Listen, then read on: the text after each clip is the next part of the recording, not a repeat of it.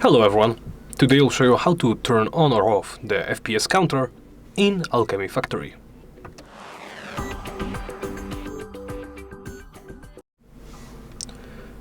To enable the FPS counter, first open the options menu.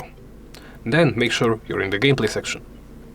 Look to the FPS and network statistics. Hit enable or disable depending on your preference.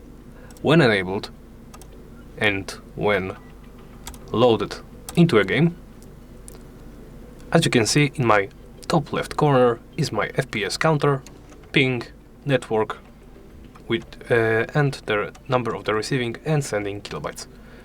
Here it is more visible now.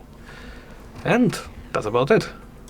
Thank you for watching, and please remember to like, comment and subscribe.